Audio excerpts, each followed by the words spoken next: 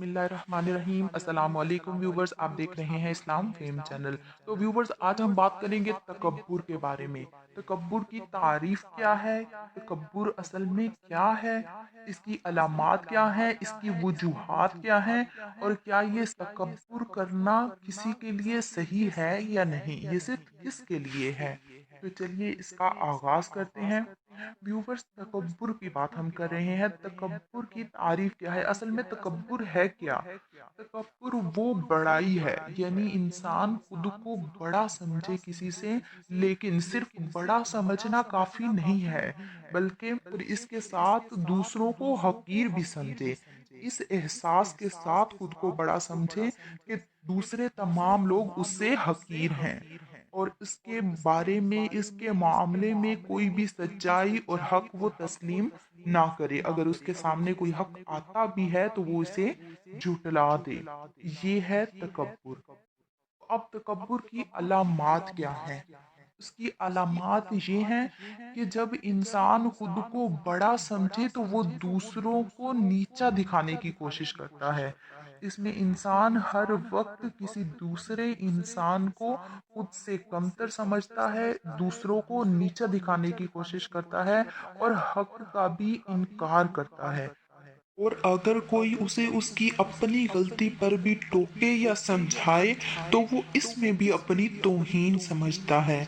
गोया कि वो हक को तस्लीम करने में, हक को अपनाने में शर्म महसूस करता है। जब उसे कोई भी किसी दूसरे की बड़ाई या खूबी के बारे में बताए तो वो उसे तस्लीम नहीं करता, बल्कि उसकी बुराई करता है, और उसे खुद से बहुत कमतर महसूस करता है, और उसके मुतालिक हक को भी अपनाने से आड़ महसूस करता है। और इसकी वजूहात क्या हैं, क्यों हम तकब्बुर करते हैं। तो व्यूवर्स, हम खुद को दूसरों से बेहतर समझते हैं, बरतर समझते हैं। उसकी वजूहात बहुत सी हो सकती हैं। उसकी वजह माल भी हो सकती है कि हम मालदार हों और हम दूसरे किसी भी इंसान को खुद से हकीर समझें।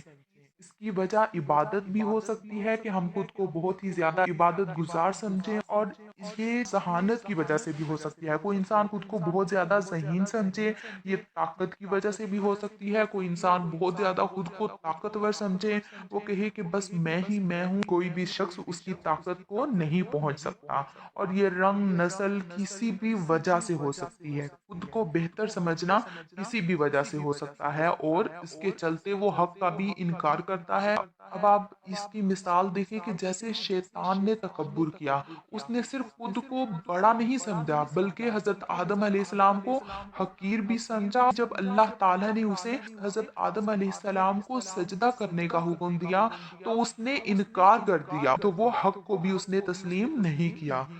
इसी तरह से अब आगे हम बात करते हैं कि ये तकब्बुर किसकी सिफ़त है, क्या किसी के लिए तकब्बुर करना सही है। तो तकब्बुर सिर्फ और सिर्फ अल्लाह ताला के लिए है। अल्लाह ताला इरशाद फरमाता है, अल किब्रियाउ रिदाई, किब्रियाई मेरी चादर है। तो ये तकब्बुर सिर्फ और सिर्फ अल्लाह की सिफ़त है।